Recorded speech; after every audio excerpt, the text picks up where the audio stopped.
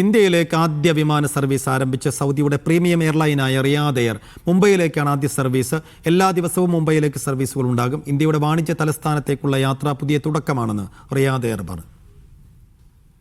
Boeing 7879 ഡ്രീംലൈനറിലാണ് Riyadh air മുംബൈയിലേക്ക് പറന്നത്. Indian സമയം രാത്രി 8:30 വിമാനം റിയാദിൽ നിന്നും മുംബൈയിലെത്തി. റിയാദ് എയറിന്റെ ആഗോള നെറ്റ്വർക്കിലെ 9ാം രാജ്യമാണ് ഇന്ത്യ. ആഴ്ചയിൽ 7 സർവീസുകൾ റിയാദ് എയർ മുംബൈയിലേക്ക് നടത്തും. ഉച്ചയ്ക്ക് 2:05 പുറപ്പെടുന്ന വിമാനം രാത്രി 8:35 മുംബൈയിലെത്തും. മുംബൈയിൽ നിന്നും രാത്രി 10:05 പുറപ്പെടുന്ന വിമാനം സൗദി പ്രാദേശിക സമയം രാത്രി 11:50 റിയാദിലെത്തും.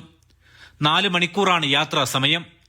ഇന്ത്യയിലെ പ്രധാന വാണിജ്യ നഗരത്തിലേക്കുള്ള ആദ്യ യാത്ര നാഴികക്കല്ലാണെന്ന് റിയാദ് എയർ എക്സിൽ കുറിച്ചു.